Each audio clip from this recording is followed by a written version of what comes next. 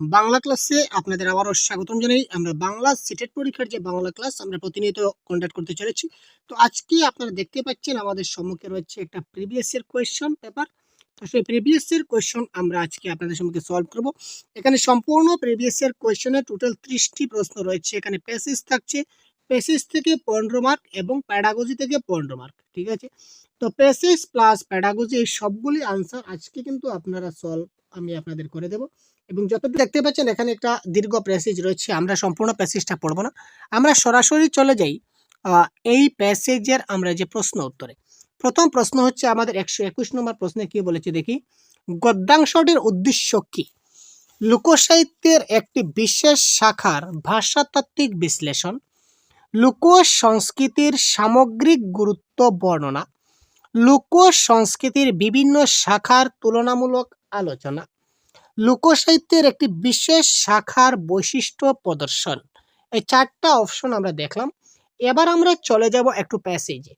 প্যাসেজে একটু হালকা করে আপনারা পড়ুন যে কি ব্যাপার রয়েছে। এবারে দেখুন সম্পূর্ণ প্যাসেজ আমি আপনাদের সম্মুখে একটু হাইলাইট করে দিচ্ছি। এবার দেখুন প্রত্যেকটা লাইন কিন্তু আমাদের ইম্পর্টেন্ট।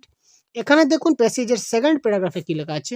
লোকসাহিত্যের অন্যান্য বিষয়ের মতো প্রবাদ ও গোষ্ঠী জীবনের সম্পদ। ঠিক আছে, অর্থাৎ লোকসাহিত্যের কথা বলা হয়েছে।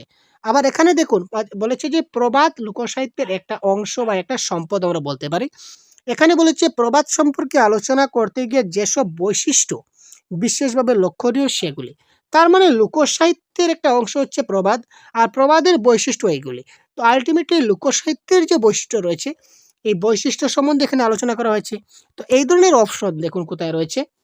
এই দেখুন, লোকসাহিত্যের একটা বিশেষ শাখা হচ্ছে কি, লোকসাহিত্যের একটা বিশেষ শাখা হিসাবে আমরা ধরে নিতে পারি প্রবাদ প্রবচন। তো এই প্রবাদ প্রবচনের কি দেওয়া আছে, এখানে বৈশিষ্ট্য দেওয়া আছে। আপনারা দেখতে পাচ্ছেন ডাইরেক্ট লোকসাহিত্যের একটা বিশেষ শাখা রয়েছে যেটা হচ্ছে প্রবাদ প্রবচন, আর প্রবাদ প্রবচনের বৈশিষ্ট্য এখানে দেওয়া আছে, সুতরাং এটা আলোচনা। এখানে তুলনামূলক, এখানে আমরা কখনো এখানে কম্পারেটিভলি আমরা কিছু পাইনি। সামগ্রিক লোকসাহিত্যের একদম সম্পূর্ণ যে লোকসাহিত্য নিয়ে আলোচনা করা হচ্ছে এখানে এদের কোনো কিছু নেই, আর ভাষাতাত্ত্বিক বিশ্লেষণও করা হয়নি। সুতরাং option number 4 is the right answer. Next, প্রবাদ হচ্ছে, প্রবাদ কি? সুদীর্ঘ জীবন অভিজ্ঞতার সংহত অভিব্যক্তি, সমাজ নিরপেক্ষ ব্যক্তি অভিজ্ঞতার খণ্ডিত অভিব্যক্তি। এখানে ক এবং খ দুটোই ঠিক। ক ঠিক, খ ভুল, ক ভুল এবং খ ঠিক, ক এবং খ দুটোটাই ভুল। এই ক্ষেত্রে প্রবাদ হচ্ছে সুদীর্ঘ জীবন অভিজ্ঞতার সংহত অভিব্যক্তি। এখানে আমরা এখানে পাবো, দেখুন কোথায় রয়েছে, আমরা একটু প্যাসেজে আমরা একটু দেখে নেই। এই দেখুন, প্রবাদ হচ্ছে কি, প্রবাদ হলো একটি ছোট বাক্য যার ভিত্তিতে দীর্ঘ অভিজ্ঞতা রয়েছে, যার ভিত্তিতে দীর্ঘ অভিজ্ঞতা রয়েছে। প্রবাদ গোষ্ঠী জীবনের অভিজ্ঞতার সংক্ষিপ্ত সরস অভিব্যক্তি।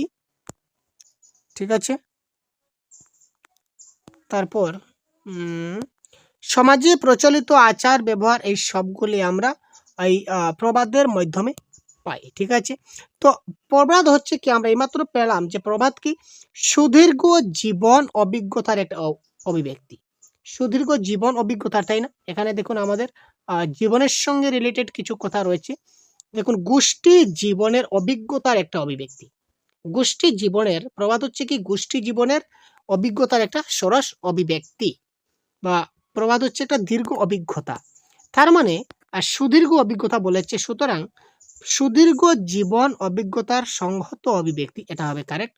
আর সমাজ নিরপেক্ষ ব্যক্তি অভিজ্ঞতার যে খণ্ডিত অভিব্যক্তি সেটা কিন্তু আমরা প্যাসেজে পাইনি, সুতরাং এটা হবে ভুল। সুতরাং ক ঠিক এবং খ ভুল, অপশন নাম্বার 2 এই ক্ষেত্রে কারেক্ট আনসার।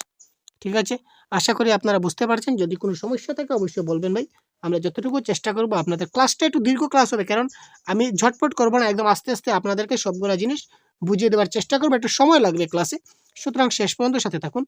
এগুলোর মধ্যে কোনটি প্রবাদের বৈশিষ্ট্য নয়? এখানে কয়েকটা দিচ্ছে, কোনটা প্রবাদের বৈশিষ্ট্য নয় আমাদের বলতে হবে। একটা হচ্ছে দুর্বোধ্যতা, একটা হচ্ছে সরসতা, একটা হচ্ছে স্মরণযোগ্যতা, একটা হচ্ছে সার্বজনীনতা। তো সম্পূর্ণ প্যাসেজটা আমাদের পড়তে হবে, পড়লে আমরা একটু বুঝবো। এখানে দেখুন, প্রবাদ ছোট বলে সেটা মনে রাখা সহজ, মানে কি সেটা স্মরণযোগ্যতা। তাই একে ছত্রের প্রবাদই বেশি শোনা যায়। একজন অনায়াসে অন্যজনের কাছ থেকে শুনে সেটা স্মরণে রাখতে পারে এবং সুযোগ পেলে সেটা প্রবাদ ব্যবহার করতে পারে, মানে সেটা কি মনে থাকে বা স্মরণযোগ্যতা। একটু আগে আমরা পেয়েছিলাম কি পেয়েছিলাম, আমরা পেয়েছিলাম এটা হচ্ছে কি একটা সরস অভিব্যক্তি, তার মানে তার সরসতাও তার মধ্যে রয়েছে। ঠিক আছে, সরসতা রয়েছে। তারপর সেটা সবাই ব্যবহার করতে পারে, যখন সুযোগ পায় তখন সবাই ব্যবহার করতে পারে। সুতরাং এখানে আমরা কোনটা পেলাম, ১ নম্বর আমরা পেলাম স্মরণযোগ্যতা, তারপর সরসতা পেলাম, আর সেটা সবাই ব্যবহার করতে পারে, এটা আমরা পেয়েছি। সুতরাং এই ৩টা কারেক্ট। এখানে ৯ কোনটি? ৯ হচ্ছে দুর্বোধ্যতা। তার মানে অপশন নাম্বার এ দুর্বোধ্যতা ইজ দ্য রাইট আনসার। ঠিক আছে, কনসেপ্ট ক্লিয়ার হয়েছে, বুঝতে পারছেন? তারপর দেখি প্রবাদের মধ্যে মানব চরিত্রের কোন দিকটি তুলনামূলকভাবে বেশি প্রকাশ পায়? প্রবাদের মধ্যে মানব চরিত্রের কোন দিকটা তুলনামূলকভাবে বেশি প্রকাশ পাবে? সমালোচনার যোগ্যতার চেয়ে প্রশংসার যোগ্যতার, দুর্বলতার চেয়ে সবলতার, গুণাবলীর চেয়ে ত্রুটি বিচ্যুতির, দোষাবলীর চেয়ে গুণাবলী।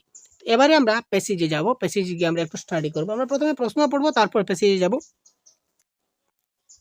এখানে দেখুন কি বলেছে,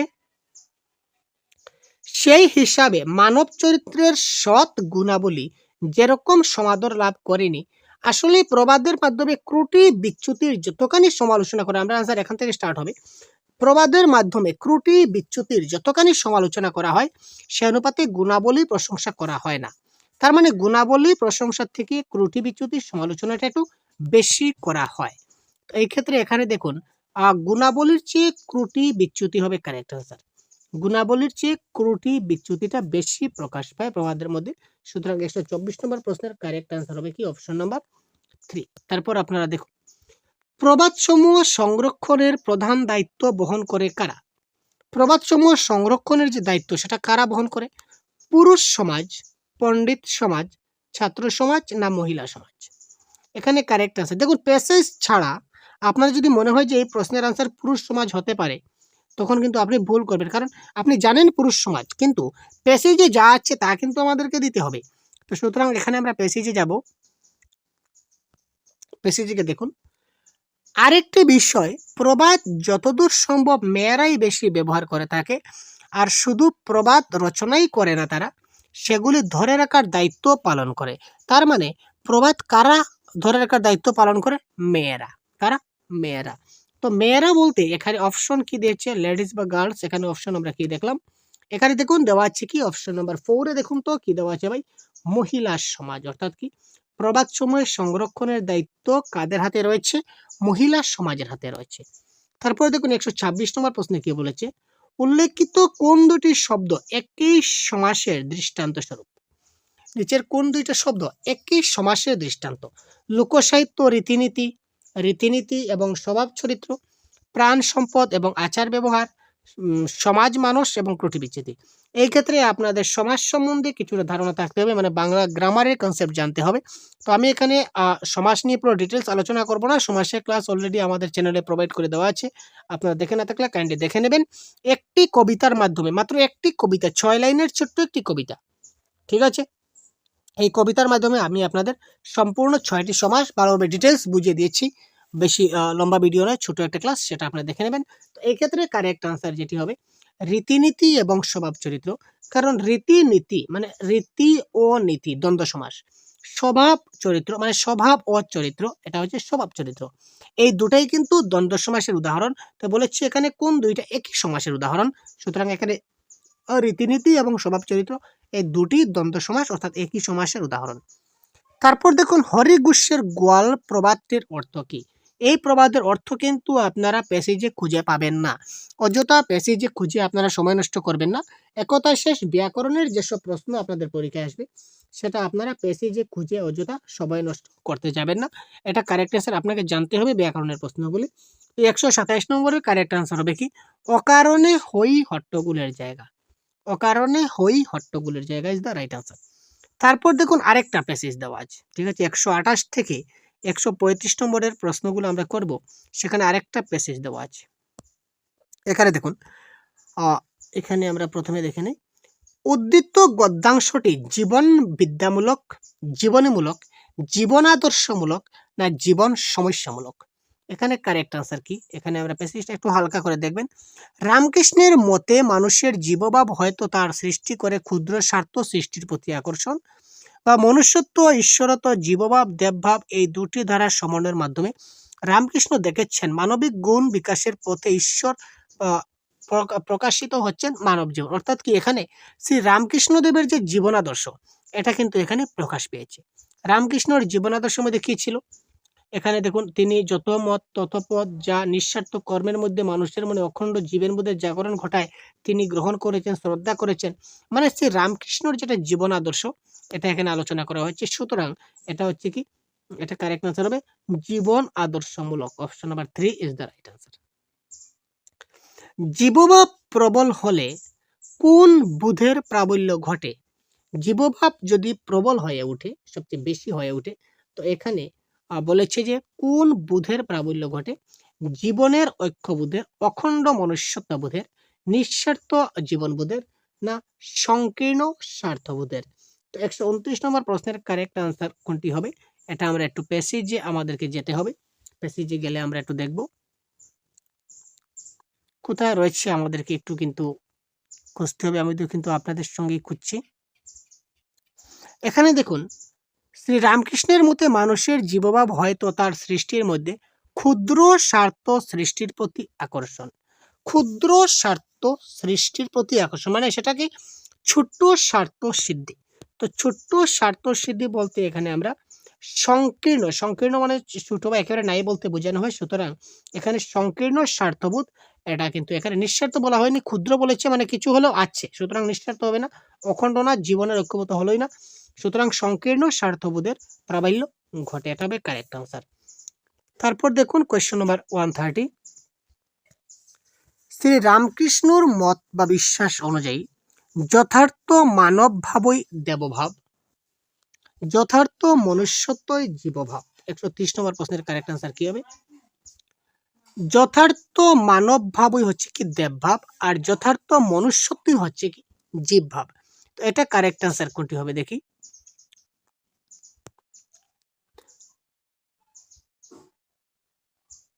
এখানে দেখুন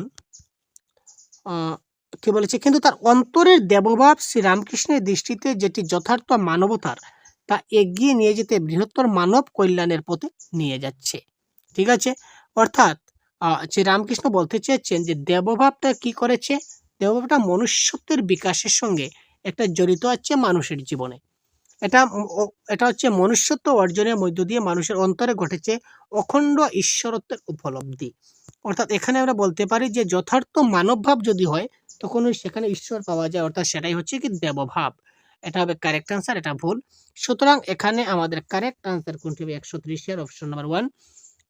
1 নম্বরে ক ঠিক কিন্তু খ ভুল। এই ধরনের স্টেটমেন্টের প্রশ্ন আপনারা পাবেন, খুব ভালো করে দেবেন।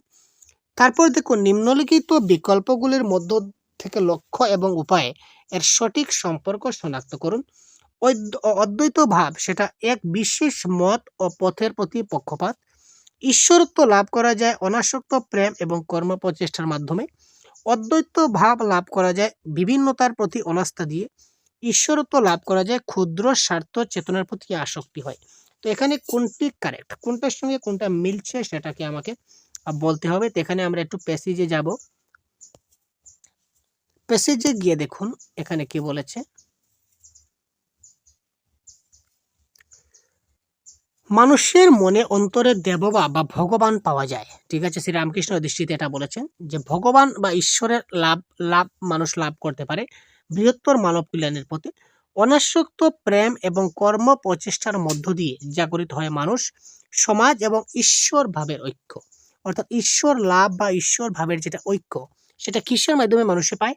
অনাসক্ত প্রেম এবং কর্ম প্রচেষ্টার মধ্য দিয়ে।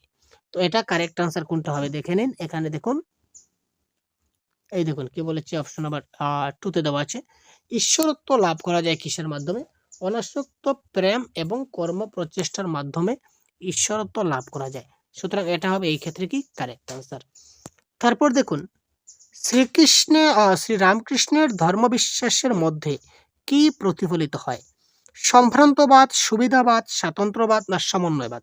এখানে চারটা যে অপশন দেওয়া আছে, চারটা পয়েন্ট, এই 4টা পয়েন্টের মধ্যে কোন পয়েন্টটি আমরা প্যাসেজে পাবো, কোন শব্দটা আমরা পয়েন্টে পাবো। এখানে দেখুন সহজেই এখানে নিচে দেওয়া আছে কি, তথ্য, তত্ত্ব, মত, পথ, জীবন আদর্শের মধ্যে ঘটে যথার্থ সমন্বয়। অর্থাৎ এখানে আমরা কি পেলাম, সমন্বয়ের কথা পেলাম। সুতরাং এখানে কারেক্ট আনসার কোনটি হবে, দেখুন সমন্বয়বাদ। কারেক্ট আনসার কি, সমন্বয়বাদ। তারপর দেখুন 133 নম্বর প্রশ্নে কি বলেছে, এমনকি যারা পতিত পরিত্যক্ত। এখানে পরিত্যক্ত বলতে মূলত কি বোঝাতে চাওয়া হয়েছে, বন্ধু পরিত্যক্ত, ঈশ্বর পরিত্যক্ত, না সমাজ পরিত্যক্ত, না পরিবার পরিত্যক্ত। এখানে দেখুন আমরা লাইনটা দেখি, লাইনটা দেখলে খুব সহজে আমরা দেখতে পারবো, উচ্চ নিচ, ধনী দরিদ্র, সকল শ্রেণীর, সকল সম্প্রদায়, এমনকি যারা পতিত পরিত্যক্ত। ঠিক আছে, এখানে দেখুন এই যে পরিত্যক্ত, এখানে উচ্চ নিচ ধনী দরিদ্র, এটা কোথায় থাকে? উচ্চ নিচ ধনী দরিদ্র আমাদের সমাজের মধ্যে থাকে, তাই না? এখানে ডাইরেক্ট দিয়ে দিয়েছে যে সম্প্রদায়, সকল সম্প্রদায় দিয়েছে, অর্থাৎ কি যারা সমাজ থেকে অবহেলিত বা সমাজের ক্ষেত্রে যারা পতিত পরিত্যক্ত, সমাজ পরিত্যক্ত আমরা বলতে পারি। তো এখানে পরিত্যক্ত বলতে এখানে কারেক্ট আনসার কোনটি হবে, অপশন নাম্বার 3। অপশন নাম্বার 3 এখানে কারেক্ট আনসার। তারপর দেখুন অনাসক্ত শব্দের বিপরীত শব্দ কোনটি গ্রহণযোগ্য, 134। অনাসক্ত শব্দের বিপরীত শব্দ 134, কারেক্ট আনসার কি হবে সেটা আপনারা কমেন্ট করুন ভাই। আপনারা খুব তাড়াতাড়ি করুন, এতক্ষণ তো আমি করলাম। বিপরীত শব্দ তো আপনারা পারবেন। অনাসক্ত শব্দের বিপরীত শব্দ হবে আসক্ত। আসক্ত, কিন্তু আসক্ত যেহেতু অপশনে নাই, সুতরাং আমরা কারেক্ট আনসার কোনটি দেব, উদাসীন, উদ্ধত, উদ্ধত, না উৎসুক। এখানে কারেক্ট আনসার কোনটি হবে, অনাসক্তর বিপরীত শব্দ। তো অনাসক্তের বিপরীত শব্দ হবে কি, উৎসুক। ঠিক আছে, তো বাংলা ব্যাকরণের কি কি প্রশ্ন আপনাদের পরীক্ষায় আসবে, সম্পূর্ণ বাংলা সিলেবাসের উপর ভিত্তি করে, ব্যাকরণের সিলেবাসের উপর ভিত্তি করে আমরা একটা পিডিএফ বলতে পারেন বা ইবুক আমরা পিডিএফ আকারে তৈরি করেছি আপনাদের জন্য, যেখানে বাংলা ভাষার সম্পূর্ণ সিলেবাস, তাছাড়া প্রায় 650 প্লাস এমসিকিউস রয়েছে। যদি আপনারা ডাউনলোড করতে চান তো ভিডিও ডেসক্রিপশনে ক্লিক করবেন এবং আপনাদের কাছ থেকে মাত্র 50 টাকা চার্জ করা হবে। 50 টাকা পেমেন্ট করার পর আপনি আপনার মোবাইলে এই পিডিএফ ফাইলটা আপনারা ডাউনলোড করে নিতে পারবেন। ঠিক আছে, এখানে 650 প্লাস এমসিকিউ রয়েছে। তাছাড়া বাংলা ভাষার সিটেট পরীক্ষায় যত ধরনের বাংলা ব্যাকরণ আমাদের পরীক্ষায় আসে সব কয়টি বিষয় কিন্তু এখানে অ্যানালাইজ করে দেওয়া হয়েছে।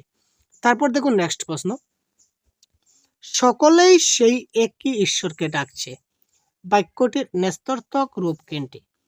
সকলেই সেই এক ঈশ্বরকে ডাকছে, কেউ কোনো এক ঈশ্বরকে ডাকছে না, সকলেই সেই এক ঈশ্বরকে ডাকছে না, সকলেই সেই এক ঈশ্বর ডাকছে তা না, কেউ কোনো ভিন্ন ঈশ্বরকে ডাকছে না। এই বাক্যটাকে আমরা নেস্তর্থক পরিণত যদি পরিণত করি, অর্থাৎ বাক্যটা হা বোধকে আছে, আমরা সেটাকে না বোধকে ট্রান্সফার করব, তখন সেটা কি হবে, কেউ কোনো ভিন্ন ঈশ্বরকে ডাকছে না, তার মানে সকলেই এক ঈশ্বরকে ডাকছে। আমরা বাক্যটিকে পজিটিভ থেকে নেগেটিভ করব, এমনভাবে করব যাতে করে বাক্যর অর্থটা পরিবর্তন না হয়। তো এই ছিল আমাদের আজকের যে প্যাসেজের যেগুলো প্রশ্নপত্র। এবার আমরা প্যাডাগজির প্রশ্নগুলো সলভ করবো, সবগুলো 136 থেকে 150 পর্যন্ত প্যাডাগজির প্রশ্ন সলভ করব। তো এবার প্যাডাগজির প্রশ্ন আমরা প্রথমে পড়ে নিই ভালো করে, এবং এই প্যাডাগজির প্রশ্নগুলো কিন্তু আপনারা সলভ করবেন ভাই, আপনারা। ঠিক আছে, আপনারা সলভ করবেন, দেখা যায় যাক আপনারা কতটুকু আপনাদের মধ্যে রয়েছে। প্রাথমিক শিক্ষার্থীদের পড়ানোর পরিকল্পনা করতে গিয়ে শিক্ষিকা সমগ্র শারীরিক প্রতিক্রিয়া মানে টোটাল ফিজিক্যাল রেসপন্স বা টিপিআর পদ্ধতির উপর জোর দেবেন বলে স্থির করলেন। প্রদেয় পাঠে টিপিআর অন্তর্ভুক্ত করার জন্য তার কি করা উচিত? প্রাথমিক শিক্ষার্থীদের পড়ানোর পরিকল্পনা করতে গিয়ে শিক্ষিকা সমগ্র শারীরিক প্রতিক্রিয়া বা টোটাল ফিজিক্যাল রেসপন্স পদ্ধতির উপর জোর দেবেন বলে স্থির করলেন।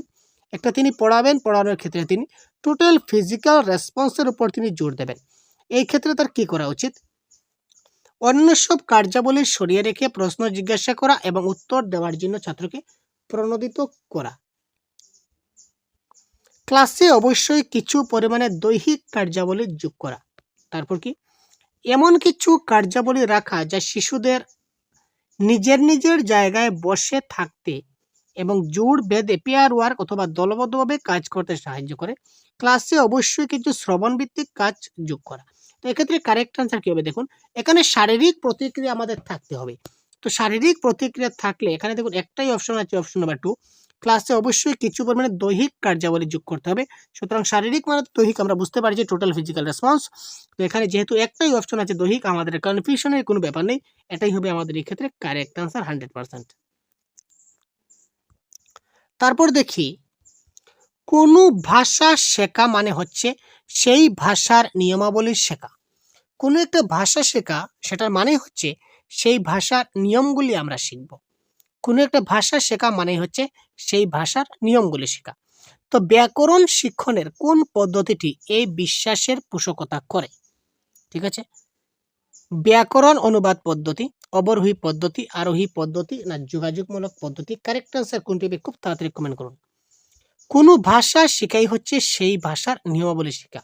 তো ভাষা শেখাই মানে প্রথমে নিয়মগুলি শিখতে হবে। আর নিয়মগুলি আমরা প্রথমে কোথায় শিখি? আমরা প্রথমে অবরোহী পদ্ধতি শিখি ব্যাকরণ শিক্ষণের ক্ষেত্রে। সুতরাং এটা কারেক্ট আনসার হবে অবরোহী বা ডিডাকটিভ মেথড। শিক্ষক পঞ্চম শ্রেণীর শিক্ষার্থীদের স্বাধীন লিখন বা ফ্রি রাইটিং এর কাজ দেবার পরিকল্পনা করেন। একজন শিক্ষক ভাবলেন যে আমি আমার শিক্ষার্থীদের স্বাধীন লিখন বা ফ্রি রাইটিং এর কাজ দেব। তিনি পরিকল্পনা করলেন যে আমার শিক্ষার্থীদের আমি ফ্রি রাইটিং এর কাজ দেব। এক্ষেত্রে তার কোনটির উপর সর্বাধিক গুরুত্ব দেওয়া উচিত? এক্ষেত্রে তিনি কোন বিষয়ের উপর সবচেয়ে বেশি গুরুত্ব দেবেন? শিক্ষার্থীদের হাতের লেখার উপর। ফ্রি রাইটিং মানে বুঝতে পারছেন তো, ফ্রি রাইটিং মানে কি স্বাধীন লিখন। মানে ছাত্রদেরকে বলা হবে যে তোমাদের যা ইচ্ছা তোমরা তা লেখো, কিন্তু লেখো। তোমাদের যা ইচ্ছা হয় তোমরা লেখো, যেভাবে ইচ্ছা হয় সেইভাবে লেখো, কিন্তু তোমরা লেখো। এই ক্ষেত্রে শিক্ষক কি করতে পারেন, কিসের উপর গুরুত্ব দেবেন? শিক্ষার্থীদের হাতের লেখার উপর, মানে কার কতটুকু লেখা হ্যান্ডরাইটিং সুন্দর হয়েছে সেটার উপর তিনি দৃষ্টি দেবেন। তারপর বলেছে আদেহ বা যথার্থতার উপর, কন্টেন্টের উপর তিনি যথার্থ জোর দেবেন। আদেহর সাবলীলতার উপর, ফ্লুয়েন্সি, লেখাটার ফ্লুয়েন্সি কেমন হলো, যথার্থ এবং সাবলীলতা উভয়ের ব্যাপারে।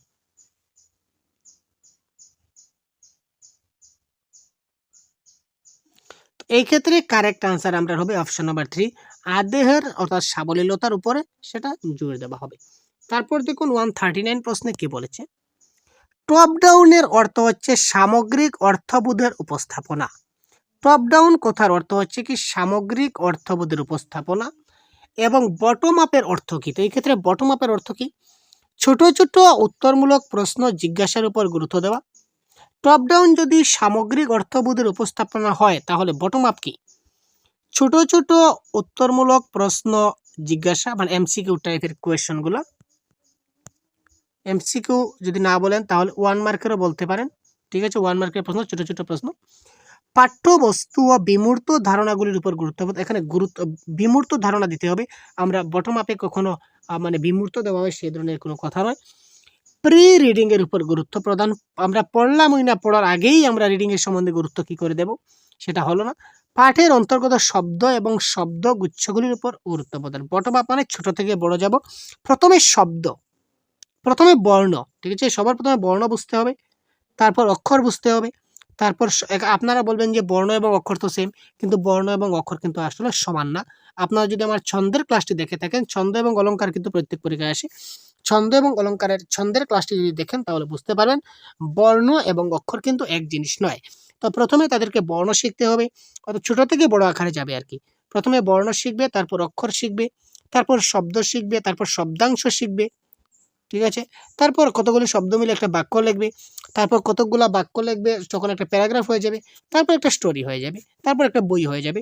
তো এটা হচ্ছে ছোট থেকে বড়, এটা হচ্ছে কি বটম আপের অ্যাপ্রোচের মেথড। সুতরাং পাঠের অন্তর্গত শব্দ এবং শব্দ গুচ্ছগুলির উপর গুরুত্ব প্রদান 139 এর কারেক্ট আনসার। তারপর দেখুন 140, নিচের কোনটি একজন ভাষা শিক্ষকের প্রাথমিক দায়িত্ব? আরে ভাই এই প্রশ্নের আনসার কিন্তু আমি দিচ্ছি না ভাই, সত্যি কথা বলতে গেলে এই প্রশ্নের আনসার আমি কিন্তু আপনাদের দেব না। আপনারা কারেক্ট আনসার কি হবে আপনারা কমেন্ট বক্সে জানাবেন, কারণ এত সহজ প্রশ্ন ভাই। এটা আপনাদের জন্য আমাদের তরফ থেকে থাকছে হোম টাস্ক বা আপনাদের টাস্ক বলতে পারেন। এই প্রশ্নের কারেক্ট আনসার কি হয় আপনারা স্ক্রিনশট মেরে রেখে দিন এবং এই প্রশ্নের কারেক্ট আনসার অবশ্যই কমেন্ট বক্সে আমাদের এক্ষুনি জানিয়ে দিন। নিচের কোনটি একজন ভাষা শিক্ষকের প্রাথমিক দায়িত্ব? শিক্ষার্থীদের পাঠ দান করা এবং পড়ানো, শিক্ষার্থীদের যোগাযোগমূলক প্রয়োজনগুলি শনাক্ত করা, তার কি যোগাযোগ রয়েছে, তার প্রয়োজন কি রয়েছে সেগুলি চিহ্নিত করা, শিক্ষণের উপযোগী আদেহ বা বিষয় নির্বাচন করা, শিক্ষার্থীদের বিভিন্ন শ্রেণীতে বর্গীকৃত করা। ভাষা শিক্ষকের প্রাথমিক দায়িত্ব কি? এই 4টা অপশনের মধ্যে কোনটা কারেক্ট আনসার হবে আপনারা অবশ্যই কমেন্ট বক্সে জানাবেন। নেক্সট প্রশ্নে আমরা যাচ্ছি। একটি ছোট্ট শিশু একটি বই হাতে তুলে নিল, সেই বইটাকে উল্টে ধরলো এবং পৃষ্ঠাগুলি উল্টাতে শুরু করলো। এটা কি? অনপেক্ষিত সমাধান দক্ষতা, অনপেক্ষিত সাক্ষরতা দক্ষতা, অনপেক্ষিত পাঠ্যক্রম, না অনপেক্ষিত বিশ্লেষণ সমূহ। Emergent solution skill, emergent literacy skill, emergent curriculum, emergent properties. এটা কারেক্ট আনসার হবে কি ইমার্জেন্ট লিটারেসি স্কিল। লিটারেসি স্কিলে আমাদের এরকম হয়, ইমার্জেন্ট লিটারেসি স্কিলে যে শিশুরা প্রথমে বইটাকে উল্টে ধরলো, তারপর উল্টা অবস্থায় সে বইটাতে পাতা উল্টানো শুরু করলো, মানে সে বইটার মানে সোজা দিক কোনটা এবং উল্টো দিক কোনটা সেটা সে বুঝতে পারে না। এটা হচ্ছে তার অনপেক্ষিত সাক্ষরতা দক্ষতা। তারপর দেখুন মন্তব্য এবং কারণ, এখান থেকে কিন্তু প্রশ্ন আসে, প্রত্যেক পরীক্ষা দেখেছি আমরা। শিক্ষার্থীদের ভাষা আয়ত্তীকরণের মূলে আছে নিহিত বংশানুগতির পূর্ব প্রস্তুতি, এক্ষেত্রে পরিবেশের কোনো ভূমিকা নাই। 142 নম্বর প্রশ্নে কি বলেছে দেখুন। তার কারণ ভাষা অর্জনের ক্ষেত্রে শিক্ষার্থী কেন্দ্রিক শ্রেণীকক্ষ পরিবেশের খুবই বড় প্রভাব থাকে। এখানে দেখুন কোনটা শুদ্ধ কোনটা বলে একটু ভাবুন তো। 142 নম্বর প্রশ্নের কারেক্ট আনসার কি হবে? ভাষা যখন একটা শিশু আয়ত্ত করবে তখন তার মূলে আছে বংশানুগতির পূর্ব প্রস্তুতি, এক্ষেত্রে পরিবেশের কোনো প্রভাব নাই বলেছে। কিন্তু দেখুন ভাষা যদি আমরা আয়ত্ত করতে যাই ল্যাঙ্গুয়েজ একুইজিশন, তো ল্যাঙ্গুয়েজ একুইজিশনের ক্ষেত্রে আমাদের বংশানুগতির রয়েছে পূর্ব প্রস্তুতি মানছি, কিন্তু এনভায়রনমেন্টে কিন্তু একটা গুরুত্বপূর্ণ ভূমিকা পালন করে। আমরা পরিবেশ থেকেও কিন্তু অনেক কিছু শিখতে পারি, ঠিক আছে? তো heredity into environment, heredity into environment মানে বংশগতি ইনটু পরিবেশ, বংশগতি ইনটু পরিবেশ, এই দুটা মিলিয়ে হয় আমাদের কি শিকড়, ঠিক আছে? সুতরাং এখানে বংশগতির সঙ্গে আমাদের পরিবেশেরও কিন্তু একটা সম্পর্ক রয়েছে, কিন্তু এখানে বলেছে কি পরিবেশের কোনো ভূমিকা নাই। তো পরিবেশের যেহেতু কোনো ভূমিকা নেই বলেছে, তার মানে এটা শুদ্ধ নয়, এটা হচ্ছে ভুল। তারপর আমরা কারণটা দেখি। ভাষা অর্জনের ক্ষেত্রে শিক্ষার্থী কেন্দ্রিক শ্রেণীকক্ষ পরিবেশের উপর বড়ই প্রভাব থাকে, ঠিক আছে? শিক্ষার্থী কেন্দ্রিক শ্রেণীকক্ষ হতে হবে, সেটা পরিবেশের উপর খুব বড় প্রভাব দিবে, সেটা কারেক্ট। সুতরাং এটা কারেক্ট আনসার হচ্ছে অপশন নাম্বার এ। A1 এ ভুল কিন্তু আর ঠিক, ঠিক আছে? বুঝতে পারেন আশা রাখছি। তারপর দেখুন 133 কি বলেছে আমাদের 143। পঠন শিক্ষণের একটি পদ্ধতি হচ্ছে উপস্থিত প্রসঙ্গটির প্রেক্ষিতে শব্দাবলীর অর্থ অনুধাবনের উপর জোর দেওয়া, একে কি বলা হয়? পঠন শিক্ষণের একটি পদ্ধতি হচ্ছে কি উপস্থিত যেটা প্রসঙ্গ রয়েছে এই প্রসঙ্গটির প্রেক্ষিতে শব্দাবলীর অর্থ অনুধাবনের উপর জোর দিতে হবে। পঠন শিক্ষণের একটা পদ্ধতি হচ্ছে কি উপস্থিত যেটা প্রসঙ্গ থাকবে ওই প্রসঙ্গটির ভিত্তিতে আমরা শব্দের কি অর্থ রয়েছে অর্থটা আমরা অনুমান করতে পারবো। একদম আমরা এইভাবে করি সবসময় সচরাচর, কিন্তু এটাকে আমরা কি বলি সেটা আমরা জানি না। সাংগঠনিক পদ্ধতি, যোগাযোগমূলক পদ্ধতি, গোড়া থেকে ঊর্ধ্বমুখী বা বটম আপ পদ্ধতি, ছোট থেকে বড়। তারপর সমগ্র ভাষা পদ্ধতি। এটা কারেক্ট আনসার কি হবে? 143। আপনারা কমেন্ট করছেন ভাই, কি হলো ভাই? কারেক্ট আনসার কি হবে? আরে ভাই আপনারা কমেন্ট করছেন না, কারেক্ট আনসার কি হবে? আপনাদের কমেন্ট করতে হবে তো। আপনারা যদি কারেক্ট আনসার না বলেন আমি একলাই বলে যাবো, তো সে কি করে সম্ভব ভাই? লার্নিং এবং শিখন দুতরফা হতে হবে ভাই, শিক্ষক এবং ছাত্র। আপনারা শিখছেন কিছু না কিছু, তার মধ্যে আপনাকেও রেসপন্স করতে হবে, তাই না? আপনি যদি একটু রেসপন্সই না করেন তাহলে আর কিসের কি হলো ভাই? কারেক্ট আনসার কি হবে? 143। তাড়াতাড়ি ধার কমেন্ট করবে, কি হলো? আমরা যেটা শিখবো শিখনের ক্ষেত্রে যে প্রসঙ্গ অনুযায়ী কিন্তু সেই শব্দের অর্থগুলা পরিবর্তন হয়, অনেক শব্দের অনেক পরিবর্তন হয়, তাই না? তো এটা হচ্ছে কি সমগ্র ভাষা পদ্ধতি। একটা শব্দ আছে বিভিন্ন সেন্টেন্সে বিভিন্ন ভাবে ব্যবহৃত হয়, ঠিক আছে? তারপর 144 কোন ভাষায় ভাবতে এবং বলতে পারার সামর্থ্য হচ্ছে। কোনো একটা ভাষায় যদি আমরা ভাবতে পারি এবং বলতে পারি এটা আমার একটা সামর্থ্য। তো এই সামর্থ্যকে আমি কি বলবো? অধি ভাষাতাত্ত্বিক সামর্থ্য, ধ্বনিতাত্ত্বিক সচেতনতা, না একটি কুশল অর্থাৎ বক্তা, অনপেক্ষিত সাক্ষরতা। তো কোনো ভাষায় ভাবতে এবং বলতে পারার আমার যেটা সামর্থ্য রয়েছে এটাকে আমি বলবো অধিভাষাতাত্ত্বিক বা মেটা লিঙ্গুইস্টিক অ্যাপ্রোচ বা সামর্থ্য।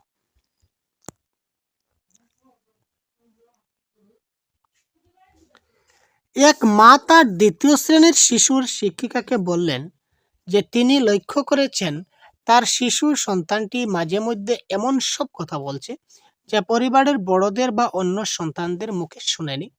এটা কিভাবে সম্ভব? প্রশ্নটির যথাযথ উত্তর কোনটি হবে? দেখুন, একটা মা লক্ষ্য করলেন যে তার দ্বিতীয় শ্রেণীর একটা শিশুর যে শিক্ষিকা তাকে বললেন, তিনি লক্ষ্য করলেন যে তার শিশু সন্তানটি মাঝে মাঝে এমন সব কথা বলে যেটা সে পরিবারের বড়দের বা অন্য কারো কাছ থেকে সে কখনো শুনেনি, কিন্তু সেটা বলে। এই প্রশ্নের যথাযথ উত্তর কোনটি? গঠন বা নির্মাণবাদী পদ্ধতি অনুযায়ী শিশুরা নতুন ভাষা আবিষ্কার করতে সক্ষম হয়। শিশুরা নতুন ভাষা আবিষ্কার করতে পারে। শিশুরা কেবলমাত্র অনুকরণের মাধ্যমেই ভাষা শেখে। মানব মস্তিষ্ক আভ্যন্তরীণভাবেই ভাষা শিখনের জন্য প্রস্তুত থাকে। আমরা যখন শিশুদের ভাষা বিকাশের ক্ষমতাকে জোরদার করে তুলি তখন সে ভাষা শেখে। তো কোয়েশ্চন নাম্বার 145 কারেক্ট আনসার কি হবে বলুন তো?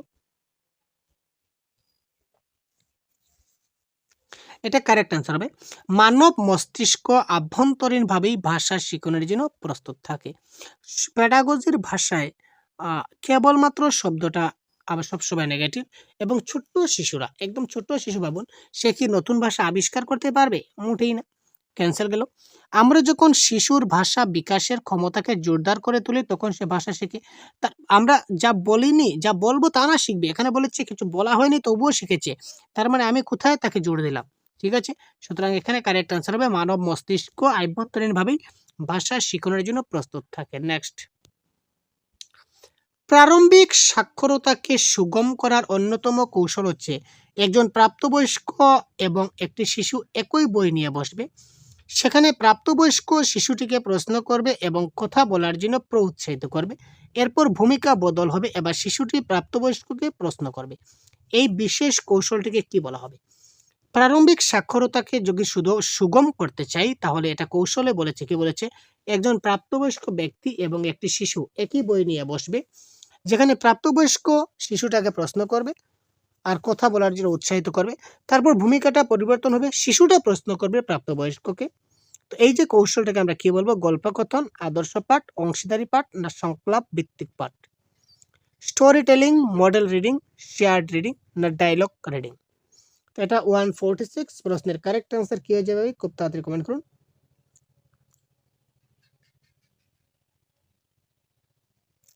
এটা যেহেতু দুজনে মিলে পরপর ভূমিকা চেঞ্জ করতে, সেই হেতু এটা হচ্ছে কি সংলাপ ভিত্তিক পাঠ বা ডায়লগ রিডিং।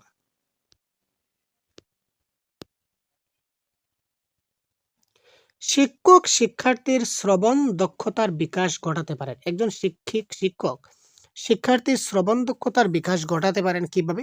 শিক্ষার্থীকে নিষ্ক্রিয়ভাবে সবকিছু শুনতে দেওয়ার মাধ্যমে। তুমি নিষ্ক্রিয়ভাবে সবকিছু শুনো। সে যদি নিষ্ক্রিয়ভাবে যদি শুনে তাহলে সেটা তার পক্ষে কখনো শেখা হলো না। ক্লাসের ভিতরে এবং বাইরে শিক্ষার্থীর সঙ্গে ধারাবাহিকভাবে কথা বলা। সবসময় কথা বলো, কথা বলো, কথা বলো, কথা বলতে বলতে সেটা শ্রবণ দক্ষতা হলো না। অন্যান্য দক্ষতার সঙ্গে যুক্ত না করে কেবল, আমি আগে বলেছিলাম কেবল থাকলেই কেটে দেবেন। এবার দেখুন কারেক্ট আনসার 3টা কাটলাম, আলটিমেটলি অপশন 4 কারেক্ট হবেই হবে।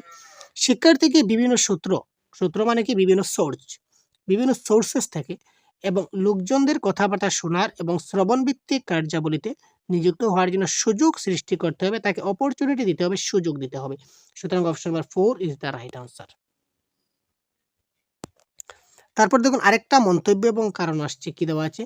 প্রাথমিক স্তরে ভাষাগত নির্ভুলতা বা শুদ্ধতার গুরুত্ব সবচেয়ে বেশি। তার কারণ হচ্ছে কি ব্যাকরণ প্রাথমিক পাঠ্যক্রমের একটি অবিচ্ছেদ্য অংশ।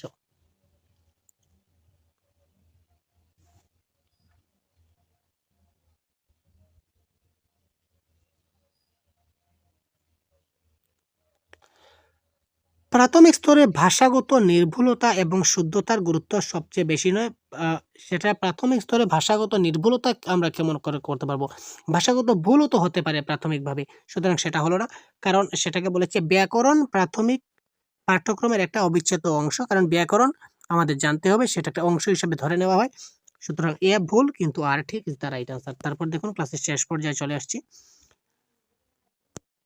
ভাষার প্রকৃতি আরেকটা হচ্ছে ভাষা শিখনের প্রকৃতি এবং শিক্ষা বিজ্ঞানের অর্থাৎ প্যাডাগজির আঙ্গিনায় এ দুইয়ের প্রয়োগ যোগ্যতা বিষয়ক তাত্ত্বিক বা বিশ্বাসগত যেটা অবস্থান সেটা কি?